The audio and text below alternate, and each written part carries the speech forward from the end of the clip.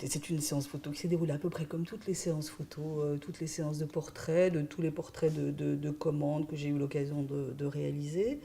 Euh, alors la demande n'est pas tout à fait similaire à celle qu'on avait eue précédemment. Enfin, il faut dire aussi que quand on travaille avec Marie-Jo Lafontaine, ce ne sont pas des portraits de commande qu'on fait, c'est des projets personnels, artistiques. C'était pas le cas ici. Donc ça avait déjà été clair d'emblée, c'est qu'il ne s'agissait pas d'une œuvre d'art. Donc il y avait simplement quelques consignes à respecter d'ordre protocolaire. Euh, Donc au niveau de quoi? De la tenue, de la posture? donc la tenue, ça on n'a Ouais. évidemment pas eu notre mot à dire, on savait que c'était en grande tenue, mais par contre de savoir qui est à la droite de qui, comment les regards se croisent, les portraits en buste, ben voilà, il y a des usages et donc on devait respecter ces usages évidemment. Donc on a fait les photos il y a une semaine, le lundi dernier, donc je ne sais pas, ça devait être le 15 juillet je pense. Les repérages avaient commencé la semaine précédente, donc Marie-Jo Lafontaine et la princesse Mathilde, puisque c'était encore qu'une princesse, ont fait les repérages d'abord, ont commencé les repérages au palais, à Bruxelles. Il y avait un peu trop de dorure et de décorum, donc on s'est rabattu sur proposition de la princesse sur le château de Laeken, qui est en fait plus sobre, et nous, on a eu un coup de foudre pour la salle du Dôme, dans laquelle on a fait le portrait en pied, et qui donne en fait sur le jardin avec la ville qui apparaît derrière le jardin. Donc il y avait une volonté de montrer aussi de l'extérieur? Je pense que la volonté n'a pas été évoquée. Cette volonté-là n'a pas été évoquée comme ça. En tout cas, il fallait que ce soit moderne, il fallait que ce soit contemporain, que ce soit aujourd'hui et maintenant, que je pense qu'on dépoussière peut-être un petit peu l'image d'un roi, d'une reine du XXIe siècle,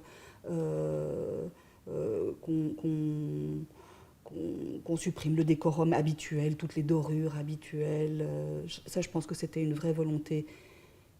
Et aussi bien de la famille royale que du bureau du Premier ministre qui chapeaute quand même ce genre de prise de vue. Donc c'est pas la famille royale qui décide de l'image qu'elle donnera d'elle-même en fait.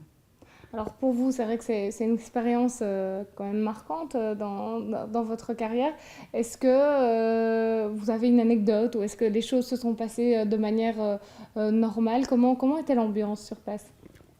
Côté très simple, assez détendu, je trouve, par rapport à l'exercice quand même qu'on allait devoir vivre ensemble. Il y avait beaucoup de monde pendant la prise de vue, donc ce qui complique les choses, aussi bien pour les photographes que pour les modèles. Comme on travaille en numérique maintenant, les images apparaissaient sur un écran, donc tout le monde y allait un petit peu de son commentaire, ce qui ne devait pas être très très confortable pour le roi et la reine, et pas pour nous non plus. Voilà. Alors c'était normal, en même temps qu'il y ait du monde, il y avait des coiffeurs, des maquilleurs, des stylistes, on veillait à ce que tous les détails soient si pas parfaits, en tout cas que tout fonctionne convenablement. Les souverains étaient détendus? Très détendu, vraiment très détendu. On s'était vu la veille, donc on s'était rencontrés, voilà, je ne veux pas dire qu'on se connaissait, mais enfin voilà, on savait à qui on avait affaire, et les uns et les autres, donc c'était pas plus mal pour détendre l'atmosphère. Ça s'est fait un matin, il faisait beau ce jour-là, il y avait de l'air dans cette salle du Dôme, donc c'était plutôt agréable. On faisait des petits breaks entre chaque prise de vue, on allait ensemble regarder à l'écran les images, on les commentait ensemble, on réajustait un petit peu le tir après, donc ça s'est fait vraiment en toute simplicité.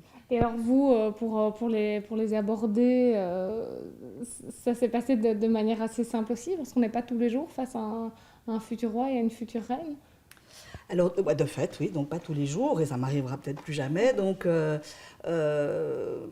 écoutez, je ne suis pas trop impressionnable. Donc voilà, j'étais assez à l'aise. Ce qui était par contre un peu plus embarrassant, c'est la façon dont on doit les appeler. Donc dire madame à une dame, c'est facile, mais dire monseigneur à quelqu'un qui a votre âge, c'est un peu plus compliqué. Et donc je m'entendais dire monseigneur, monseigneur, et il y avait des moments où j'avais quand même envie d'un peu en rire, mais voilà, c'était comme ça. Est-ce que les photos ont été retouchées par la suite? Comment ça se passe? Donc en fait, on a fait quelques centaines d'images sur cette matinée. On a fait... et le roi et la reine, puisqu'ils ont vu les images, nous ont quand même signalé en cours de prise de vue les images qu'ils aimaient bien. Et donc on a noté certaines images, on a retenu les images qui leur plaisaient bien. Après ça, avec Pierre-Emmanuel Debeau, qui était le responsable de la communication à la chancellerie du Premier ministre, on a fait, enfin surtout Marie-Jo Lafontaine et lui, une sélection beaucoup plus resserrée des images.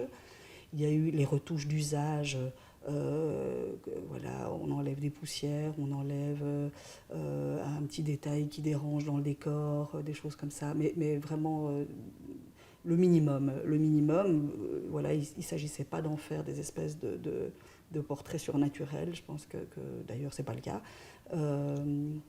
Et puis il y a simplement l'équilibre des couleurs, des choses comme ça quoi, qui ont été retouchées, c'est tout en fait. Voilà. Et puis les images leur ont été soumises, leur ont été proposées, retouchées déjà. Et voilà, le choix final s'est fait entre eux et le cabinet du Premier ministre, je crois.